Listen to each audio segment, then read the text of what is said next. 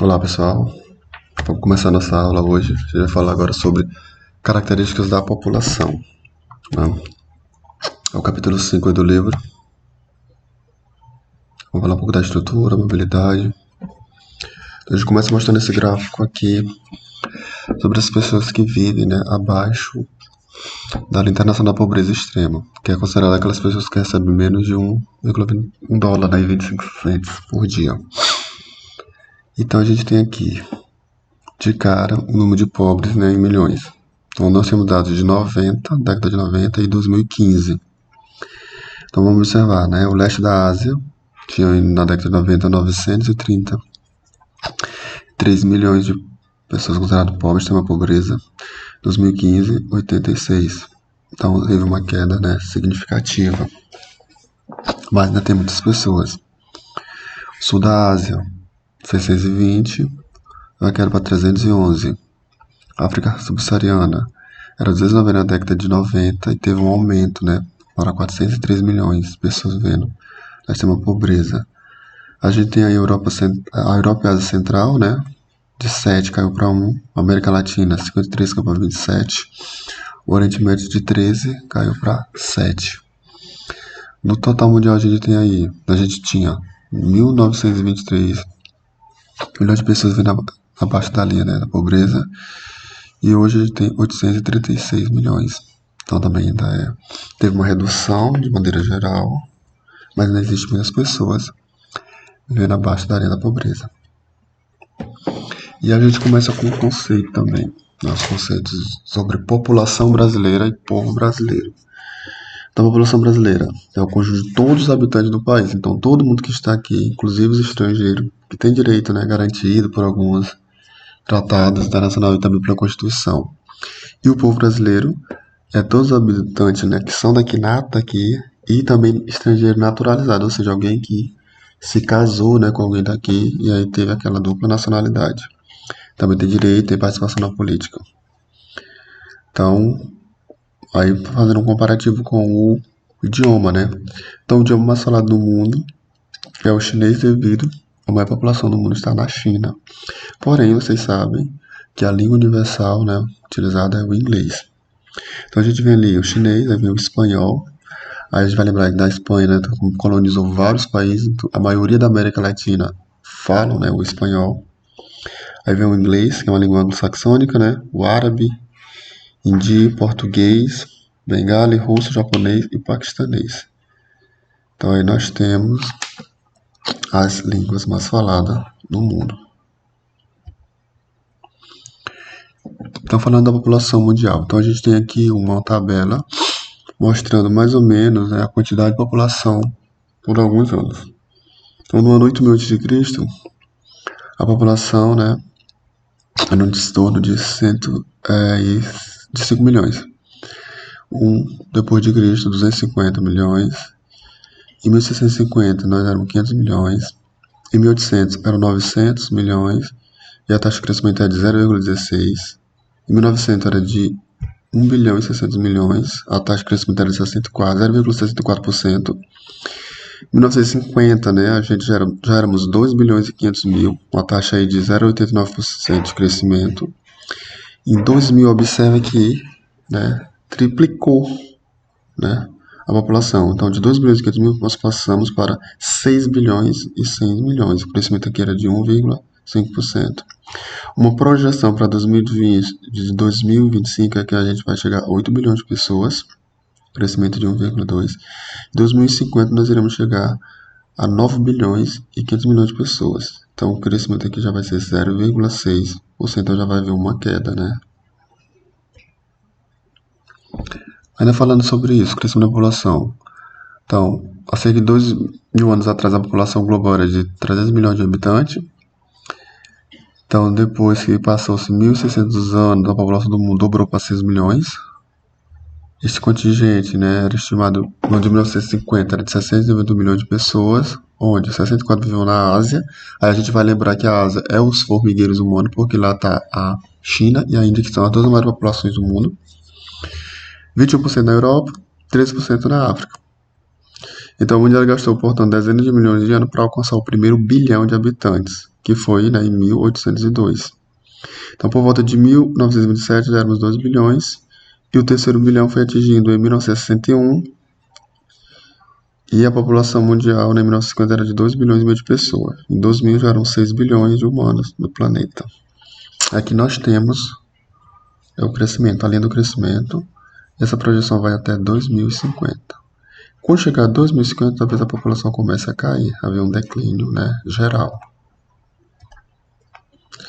Observando aqui, né, por continente. Então a gente tem dados de 2000 e 2050. Então, a América aqui está separada, a América do Norte e a América Latina. Então, no ano de 2000, nós éramos, né, 314, na América do Norte eram 314 milhões, e a projeção para 2050 é que vai aumentar para 438. A América Latina e Caribe era 519, vai aumentar para 806. Na Ásia era 3 bilhões, 600 milhões, vai aumentar para 5 bilhões. Na Oceania, 31 milhões, vai aumentar para 47 milhões. Na África, 794 milhões, vai aumentar para 2 bilhões. E aqui é um contrassenso, porque, né, é uma das populações mais pobres, e aí continua crescendo. A Europa eram 727 milhões, está decaindo, 603. Então a Europa já sofre com um crescimento negativo da população. Mostrando aqui novamente, né, na densidade demográfica, a gente vai ver pelas cores que a maior quantidade de pessoas estão aqui na China e na Índia, certo? Temos aqui a Europa, onde está havendo já um declínio.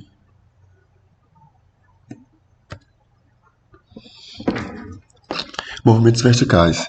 Então, esses movimentos verticais, eles se referem, né, à mobilidade demográfica em decorrência da sua participação e da procriação e mortalidade. Então, alguns conceitos importantes. Então, a gente vai ver aqui o que é a taxa de natalidade, taxa de fecundidade, taxa de mortalidade geral, taxa de mortalidade infantil, crescimento vegetativo e a expectativa de vida. Então, aqui são algumas fórmulas, vocês vão fazer cálculo, né, das questões da prova bimestral, então, vamos analisar bem.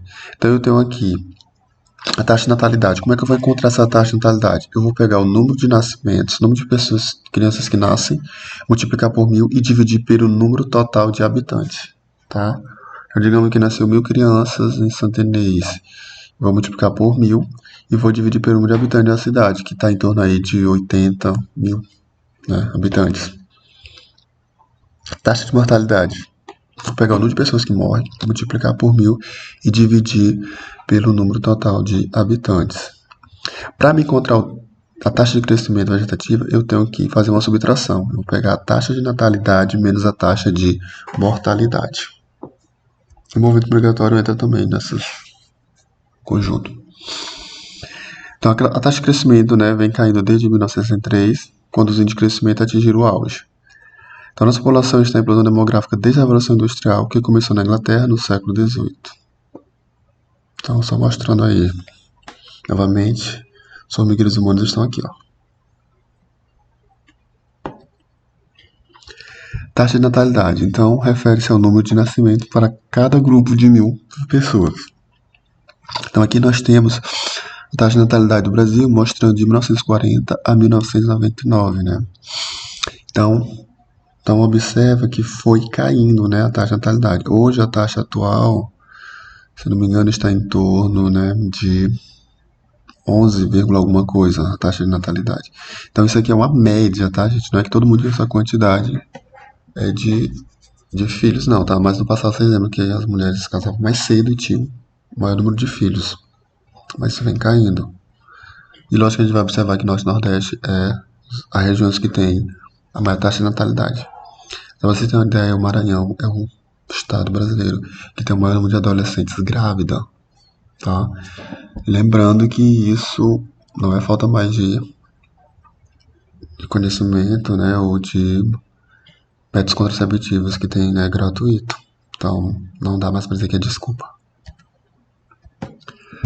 Então, variação não só de nascimento, nós temos aqui por estados, né, brasileiro.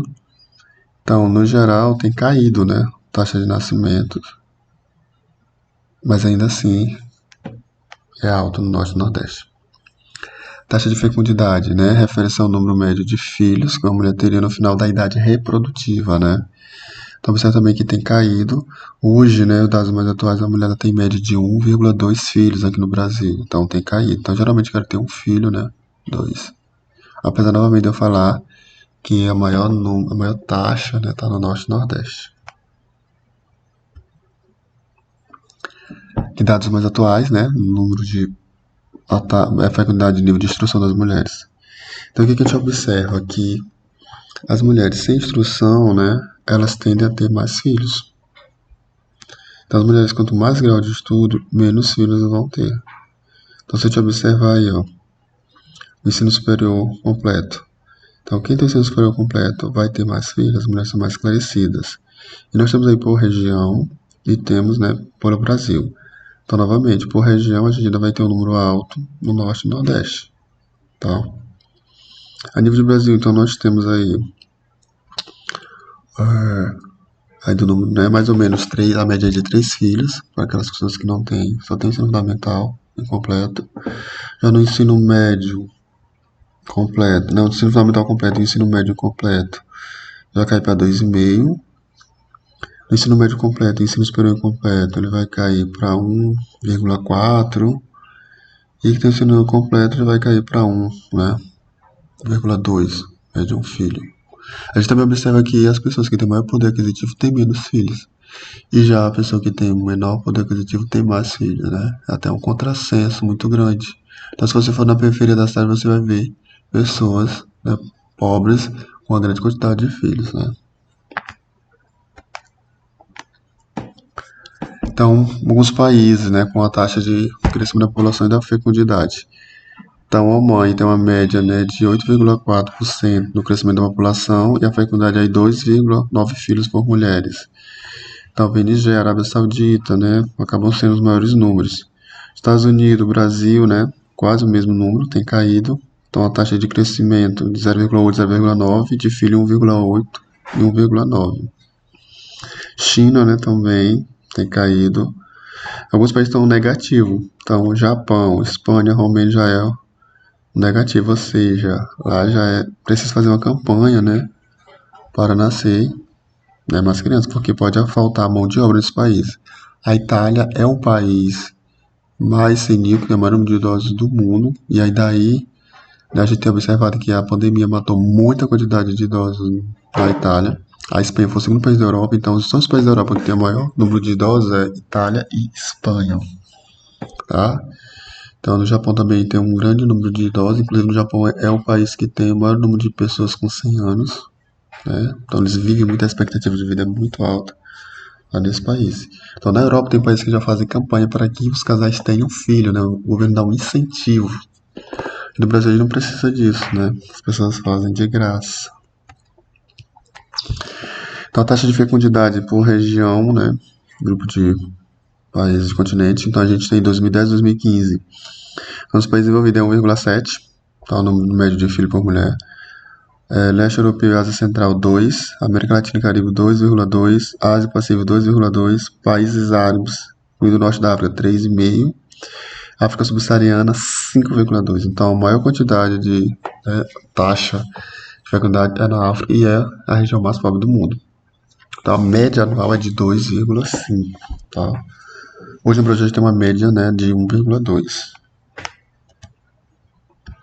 Taxa de mortalidade, então é o número de óbito, né, a cada grupo de 1.000 pessoas. Aqui também estão taxas de 1940 a 99.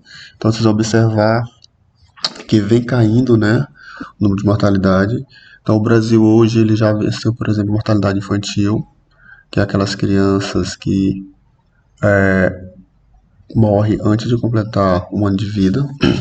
Então, hoje a nossa taxa também de mortalidade ela é baixa, tá? Ela está em torno aí de 2, alguma coisa. A gente tem aqui, né, a taxa de mortalidade infantil, variação relativa por região e nível de Brasil. Então, de cara, vocês vão ver que a região que tem, né, o menor número de mortalidade infantil é a região sul, tá lá embaixo. Então, se a gente for observar a região que tem o maior número, né, de casos é a região Nordeste.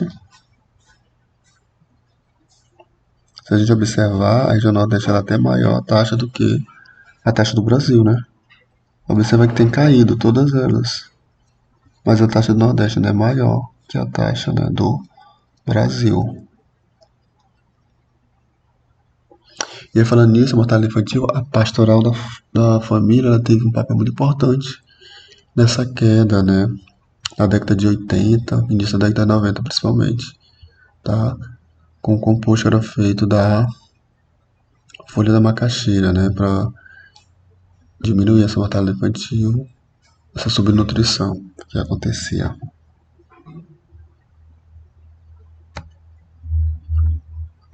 É o que a gente já falou lá atrás, né? A taxa de estudo. Então, só para complementar aqui, quanto mais quantidade de anos de estudo uma mulher tem, menor vai ser a taxa de mortalidade infantil, porque a mulher tem mais conhecimento e se cuida mais, né? Faz o pré-natal. Então, por exemplo, com menos de um ano de estudo, né, a taxa de mortalidade infantil é muito alta, 93, né, por mil. De 1 a 3, 70. 4 anos de estudo, 42. Então, 12 ou mais anos de estudo, ela cai para 9. Então, quanto maior o grau de estudo, mais criança da mãe, menos crianças irão morrer. E também menos filho ela vai ter. O crescimento vegetativo, né, se refere ao crescimento natural, vegetativo natural, ou seja, ele vai observar, né, a população levando em conta o número de nascimento e o número de óbitos. Tem aquela subtração lá que a gente falou. Então, observa aí que teve uma variação, mas no geral tem caído, né? Então, esse crescimento vegetativo, por que tem caído? Porque melhorou, por exemplo, a expectativa de vida, o acesso à saúde, né? Os acessos à questão sanitária melhoraram, então isso acabou elevando o número, né, da população e diminuindo o número de mortos, né? A questão dos remédios, desde a descoberta da penicilina, né? Então, a medicina avançou, então melhorou. Quando já tem esse número, né, de óbitos, entram umas outros itens, como por exemplo a violência, né? Então as pessoas geralmente morrem mais por isso hoje. E aí o homem, por que as mulheres vivem mais que os homens? Primeiro as mulheres vão mais ao médico e já os homens não vão tanto. E os homens estão, né, mais propícios no caso da violência. Por exemplo, também no caso de guerra, os homens que vão para frente de batalha, então por isso acaba tendo mais mulheres do que homens no mundo. Tá? A taxa hoje de crescimento vegetativo está em torno de 1, 1,5, 1,4 por aí. Então, a expectativa de vida, né, é o tempo médio de que a pessoa vive de cada país. Aqui a gente tem uma tabela de 2006, 2007. Então, de cara, a gente vai observar que as regiões onde tem estados que vivem mais vai ser as regiões do centro-sul do Brasil. Os estados onde os vivem menos vai ser na região norte e nordeste. E aí do nordeste a gente destaca aí o quem? Paraíba, Piauí e Maranhão. Mas a expectativa de vida tem aumentado no Brasil de maneira geral. Todos os estados também. Então nós temos aí, ó, Distrito Federal, Santa Catarina, Rio Grande do Sul como os melhores. E lá embaixo nós temos Alagoas, Maranhão, Pernambuco e Piauí como menor expectativa de vida. A média hoje é de 72,3 anos. Lembrando que as mulheres vivem mais que os homens. Aqui mostrando, né, por países. Então a gente tem aqui o Japão, né, a média, né, de expectativa de vida é de 80 a 86, né, homens e mulheres. Itália 80 a 85, Alemanha, Estados Unidos, México, Argentina, tá? Tem a Arábia Saudita, Brasil. Então, os países da África vão ter uma menor expectativa de vida, né? Vocês estão vendo aí Moçambique, 53, 56, Guiné-Bissau, 53, 57. Observe que sempre as mulheres vivem mais. As mulheres vão mais ao médico, as mulheres se cuidam mais. Os homens vão menos ao médico, estão mais propícios à violência e são geralmente os que vão à frente de batalha em casos de guerra, de conflitos. Falando um pouco da questão de gênero, né? Então, em muitos países a gente sabe que existe uma discriminação muito grande das mulheres. As mulheres não têm a mesma oportunidade de trabalho, elas não recebem a mesma quantidade que os homens ainda recebem mais que as mulheres, mesmo ela ocupando o cargo superior ao do homem, tá? E também tem menos mulheres na política, a participação ainda é muito pouca, então precisa ter mais mulheres na política. Eu sempre defendo isso. Eu acho que mulheres se gerem melhor. Passando as mulheres no mercado de trabalho, tá? E sistema de educação é também muito importante. E aí por isso que é um dos objetivos do desenvolvimento, né, do milênio, que é defendido pela ONU. Então, promover a igualdade entre os gêneros e a autonomia das mulheres, né? Então, tem que ter mais mulheres no mercado de trabalho, mais mulheres na política, mais mulheres atuantes, ganhando mesmos salários. Então, muitos países não têm. Então, a gente destaca aí os Estados Unidos, né? A gente destaca a Austrália, países da Europa Ocidental, que se destacam, né? Isso. Alguns países emergentes, como o Brasil, México. Mas tem muitos outros países que a mulher ainda não tem essa oportunidade. Principalmente nos países da Arábia, né? Oriente Médio. Elas são muito, né? Escondida, não pode ter acesso, não pode direito a votar, não pode trabalhar. Nos países também da África, ainda as mulheres sofrem muito com isso. Mostrando um pouco a paridade de gênero nos países. Então, onde é que tem uma maior igualitária, né, nisso? Então, nós vamos ter aí a Rússia, tá? Depois nós vamos ter aí Estados Unidos, Europa Ocidental, né, alguns países como o Brasil. Então, nós temos aí a média, né? Onde ela é mais desigual? Nós temos aí na África, né? No Oriente Médio, principalmente ali. Nós temos ainda na China. Nós temos ainda alguns países aqui da América, como Colômbia, Bolívia. Então, as taxas de explosão demográfica. Então, anterior a 1750. Então, era elevada a taxa de natalidade, falta de controle da natalidade do planejamento familiar, mortalidade infantil elevada e alta taxa de mortalidade. Então, nasciam muitas crianças, muitas pessoas, mas morria também. A mortalidade era muito alta, então morria muita gente antes de completar um ano de vida. E não tinha um controle, não tinha um planejamento. Depois de 1750, né, que é quando começa a Revolução Industrial, a gente teve uma evolução tecnológica. Então, houve descoberta científica, descoberta da penicilina. Então, com isso, as pessoas começaram a ver mais. Então, houve uma queda na mortalidade e aumentou a natalidade, né? A transição demográfica. Muito importante esse conceito, questão de prova, tá? Então, o que é essa transição demográfica, né? Ela vai ser o processo, né, de diminuição da taxa de mortalidade e natalidade, sendo que a primeira, ou seja, a taxa de mortalidade, diminui mais rápido que a segunda, que vai causar um período desse aumento, tá? Então, primeiramente, é deixar de morrer mais pessoas e começar a nascer mais, até chegar nesse crescimento. Então ele vai ajudar a entender dois fenômenos. Então, primeiro, o crescimento da população mundial disparou nos últimos 200 anos, passando de 1 bilhão de habitantes no ano de 1100 para 6 bilhões e meio na atualidade. O período de transformação da sociedade pré-industrial, que se caracterizou por taxa de natalidade e mortalidade alta, né, para uma sociedade moderna ou pós-industrial, caracterizada por ter ambas taxas baixas. Vamos entender aqui. Então, no gráfico vocês estão vendo a taxa de natalidade. Então, essa linha azul. Nós temos aqui a primeira fase, a segunda fase. Na terceira fase, ela começa a cair, tá? E na quarta e quinta fase, ela vai estabilizar. A taxa de mortalidade é essa linha vermelha. Primeira fase, ela começa a cair na segunda, né? Segunda fase, terceira fase, na quarta, né? No início no final da terceira já começa a estabilizar. Quarta e quinta fase.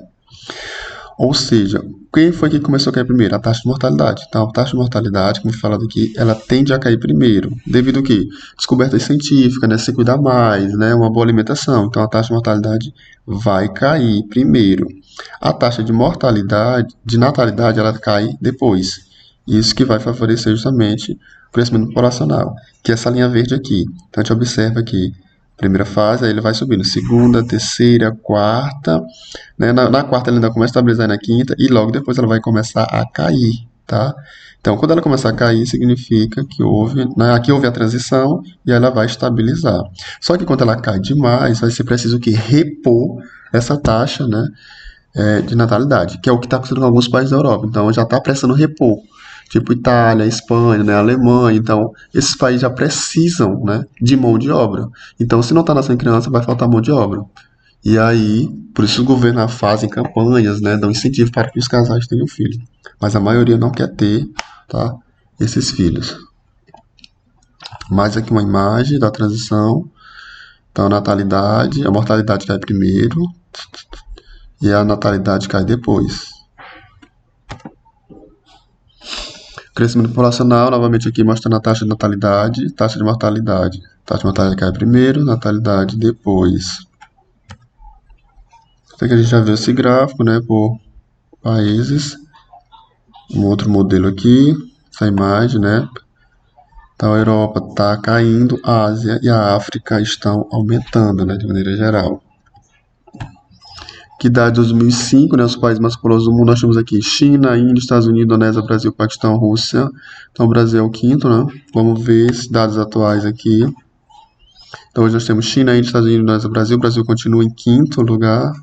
Paquistão, Nigéria, Bangladesh, Rússia e México, né? Então a gente tem aqui os 10 países, né, mais populosos do mundo. Acho que não mudou muito não, né? México, Japão, é só o Japão que caiu, não é isso? Tem uma posição aí. Aqui nós temos as grandes cidades, onde a gente vai observar, né, pelo gráfico. Então, novamente aqui nós temos Tóquio, né, nós temos aqui Nova Delhi, Dakar, Moscou, Jakarta, Rio de Janeiro, São Paulo, México, Los Angeles, Nova York. Tá, espalhados pelo mundo. Novamente outro gráfico de 2014, do crescimento populacional. Então, nós observamos que a Índia hoje é o país que mais cresce, né? As projeções é que a Índia ultrapasse, né, a China, a população, né, mundial.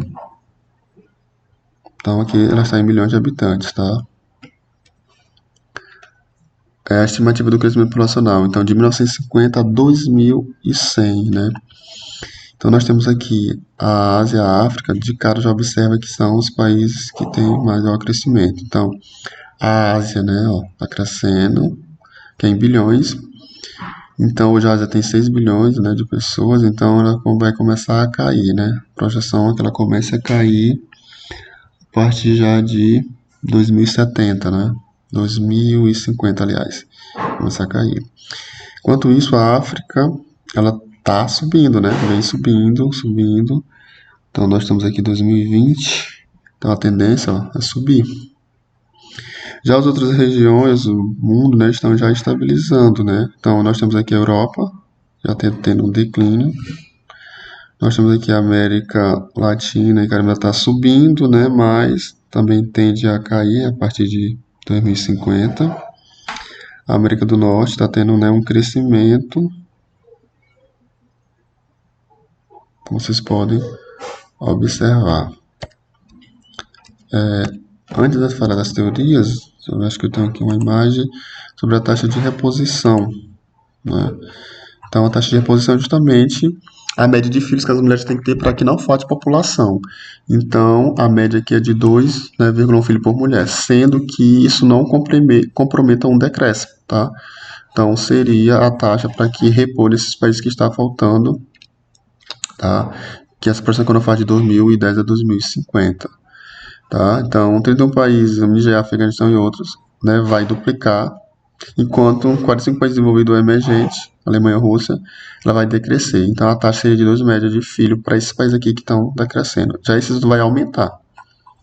A gente vê aqui na tabela, acho que eu já mostrei essa tabela, né, já, a média de filhos, no Brasil e nos Estados Unidos tem caído. Vamos lá, falando aqui agora sobre as teorias, né, demográficas. Então, nós temos, né, 3 teorias demográficas hoje.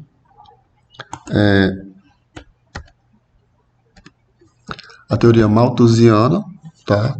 Onde Malthus, né, ele observou o crescimento populacional entre 1650 e 1850.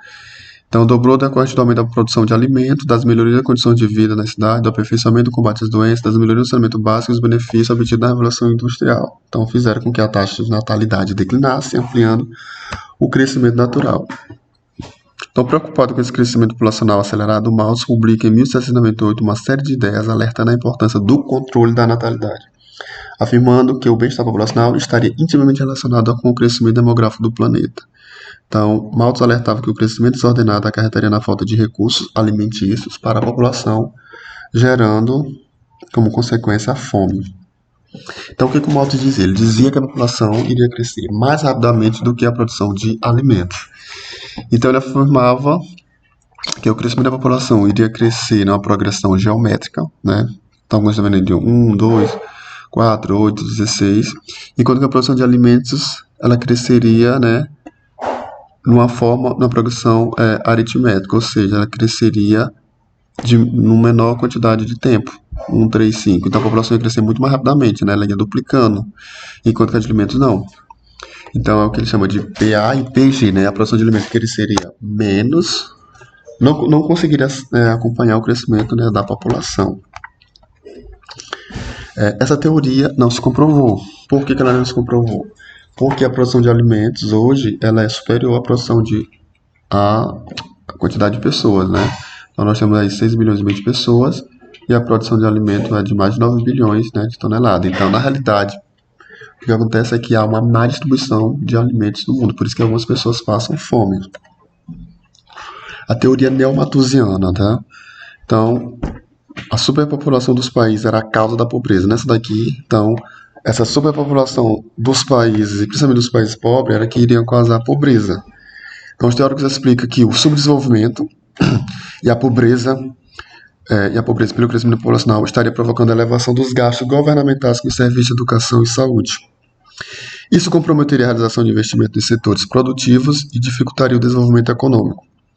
Para os neomalthusianos, uma população numerosa seria um obstáculo ao desenvolvimento e levaria ao esgotamento dos recursos naturais, ao desemprego e à pobreza. Então, quem defendia essa teoria neomalthusiana colocava a culpa nos países subdesenvolvidos, nos países pobres. Ou seja, então, se tinha muitos países pobres que estavam usando muito, né, os recursos naturais, eles seriam comprometer, seriam gerar desemprego e a pobreza mundial. Então, eles colocavam a culpa nos países pobres, que também não tem nada a ver essa teoria, tá?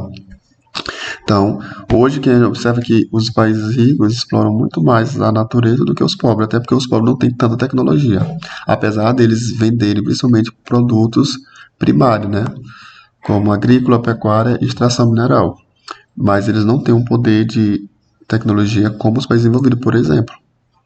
Essa teoria também ela cai por terra. E a gente tem a teoria reformista, que também é chamada de teoria marxista, tá? Então, os reformistas defendem que a adoção de profundas reformas sociais e econômicas para superar graves problemas no terceiro mundo, eu já falei na aula anterior que, aliás, no segundo ano, né, que não existe mais esse termo, né, a redução do crescimento viria como consequência de tais reformas. Ele cita o exemplo dos países envolvidos, cuja redução do crescimento só foi possível após a adoção de reformas socioeconômicas e consequente melhoria do padrão de vida das populações. Então, nesse caso, é necessário explicar a origem da pobreza. Né? Os reformistas atribuem sua origem à má divisão da renda na sociedade, ocasionada também pela exploração que os países envolvidos submetem os países, né, em desenvolvimento. Então, assim, a má distribuição de renda geraria a pobreza e, por sua vez, geraria a superpopulação. Então, essa teoria é a mais aceita, tá? Então, o que a gente observa é que o problema é a má distribuição de renda no mundo, né, nos países. Vamos falar de Brasil. Nós somos um país com muita desigualdade social. Então, a distribuição de renda é muito mal feita, tá? Uma pequena parcela concentra a maior parte da riqueza, 40% da riqueza, enquanto que a maioria não tem essa riqueza. Então, ela é mal distribuída. A gente ainda pode associar isso à questão da corrupção, que é alta, e da falta de fiscalização de bons gestores. Então, isso sim gera, né, a superpopulação. Então, como a gente já viu lá nos indicadores, geralmente as regiões mais pobres, nos bairros mais pobres é onde vai estar a maior quantidade de pessoas, né, não estão tão esclarecidas. Então, a gente precisa de educação, a gente precisa, né, de reformas econômicas, políticas sociais, que isso vai diminuir a pobreza, vai diminuir a superpopulação e vai melhorar a renda, né, a distribuição de renda das pessoas. Então, assim a gente chega numa igualdade social em um sistema, né, capitalista que é muito selvagem, não é tão igual, né, igualitário. Então, gente, agora a gente vai lá pro Skype para tirar algumas dúvidas, beleza? Então, obrigado. Antes, eu só queria falar para vocês aqui sobre dois conceitos que eu vou falar na outra aula, mas vamos lá. Que é o conceito sobre populoso e povoado, né? População absoluta e população relativa. Então, o que é um país populoso? É um país que tem, né, no geral, uma população alta. Então, por exemplo, o Brasil é o país, né, o quinto país mais populoso do mundo, tem 210 milhões de habitantes, tá? Já um país povoado é aquele que vai ter um grande número de habitantes por quilômetro quadrado, certo? Então, por exemplo, o conceito de populoso ele está associado à população absoluta, ou seja, o número total de habitantes. Então, o Brasil ele tem uma população absoluta de 210 milhões de habitantes, então ele é um país populoso.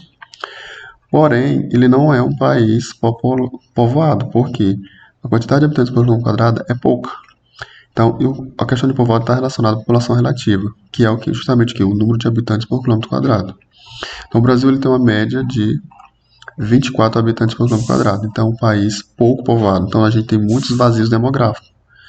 Compensação, por exemplo, a Holanda ela tem uma grande quantidade de habitantes por quilômetro quadrado. São 400 habitantes por quilômetro quadrado. Então, é um país povoado, tá?